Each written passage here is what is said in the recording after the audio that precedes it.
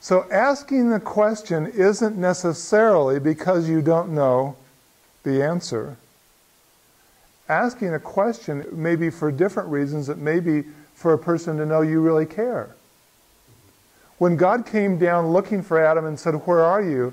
immediately Adam knew that he could still be accepted. God still cared. A question opens up a partnership of discovering our world in new ways. It guides the discussion too, doesn't it? If I just sat around waiting for someone to say something, I've got to ask a question to be engaged. And it starts a partnership to go on. Here's some things that asking a question does. It recognizes who the real expert is. Adam was actually the expert on the issue that God was asking the question about. When I talk to somebody in coaching, what if I start giving advice on what they should do? They have lived in their skin longer than you have. They know what the issues are that they are confronting. They know what they've tried and they failed with. Why wouldn't I ask them for their input on their solution? They are really the expert. They might know but haven't been thinking about it. So I may ask a question and it gives them a chance to look into their brain and their heart a little bit more than they would otherwise.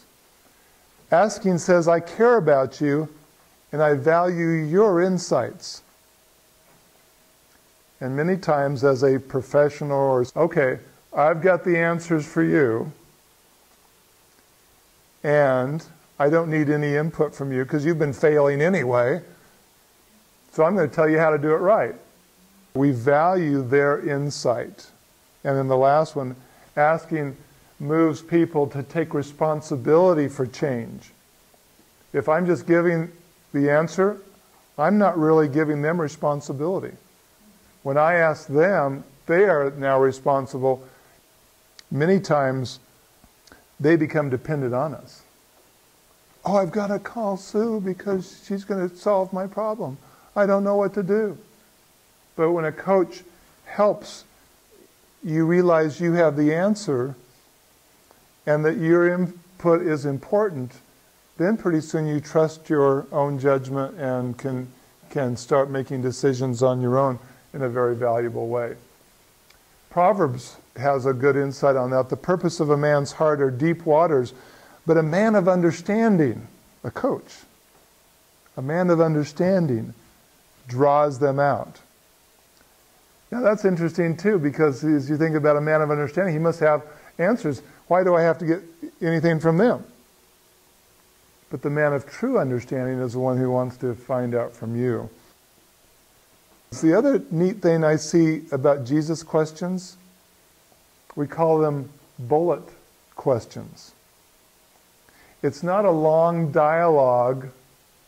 It's short, concise, little questions that require some thought. What do you want me to do for you? And that's a very good question for a coach. How can I help you? Tell me about your need and how I can help you with that. One of the things about asking questions is very seldom do we use the word why. And the reason is it's a little bit more condemning.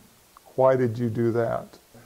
Now I'm going to give you another example, an idea about closed-ended questions. I used to think that you couldn't ask those. Well, obviously Jesus did, so it's probably okay. As I was teaching the class with the group who were doing the blood pressures, it dawned on me that the first context we have with people before we know them, a closed-ended question is more comfortable. Because it doesn't ask them anything personal. It doesn't get in very deep. And so if I ask a person, was your blood pressure high? Has that been a problem? Those are both closed-ended questions. But see, that person didn't come into the store and want to have a long conversation with anybody. They came and they were just going to get some milk or something, and they thought, oh, I'll get my blood pressure taken while I'm there. They're in a hurry. Closed-ended questions are okay for short context. But when we ask these little questions, then we can tell, do they sit down? Does it look like they want to go into that a little bit deeper? And it gives me an opportunity to then ask open-ended questions that might be more personal. So don't get the idea we can never use closed-ended questions. Typically, for first connections, they make a lot of sense. So a good question clarifies what it is that they want to do. Again, I'm going to ask questions that will clarify. Maybe I didn't understand something. I'm going to ask a question, get it a little bit more concrete. It connects to their motivation for change. You know, how motivated are they to change? And I wouldn't know that without asking some of the different questions. And it moves them into taking action. What's preventing you from starting an exercise program? Can we look at some of the things that are obstacles? See, that's going to actually move them into action instead of just talking about it. Many times a person who has not achieved what they want to is because somewhere they've got the answer, but they haven't really put it down as the dream, and then here's the steps to get there, and that's what we do in coaching, is to clarify that. Use what and how questions. It keeps the client in charge of the agenda. When you think about a closed-ended question, where you stop and go, and a closed-ended questions, you ask the question, they answer it. That's the end of that little. We ask another question, they answer it. We ask an open-ended question, and they continue to talk about it. Also, if certain ways we ask questions, we start making a person feel like they're being interrogated. Someone sits there and you keep throwing questions at them. It's not very comfortable after a while.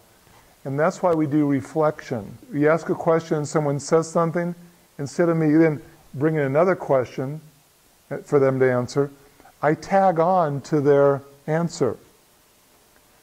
So you see how you ask the question, they give an answer. If I tag on to it, see how it flows?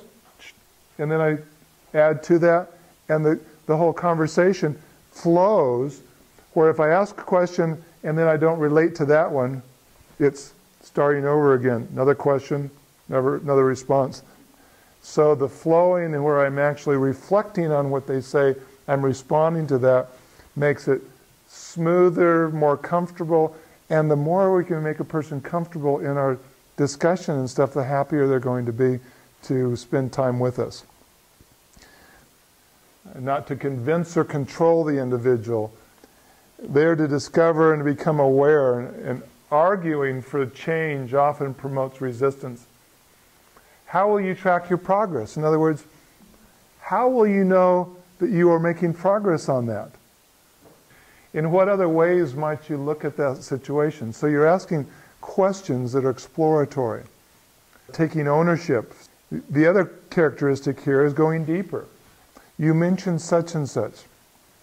Tell me more about that. See, when you learn a couple of these simple principles, you see how it could help you in that conversation?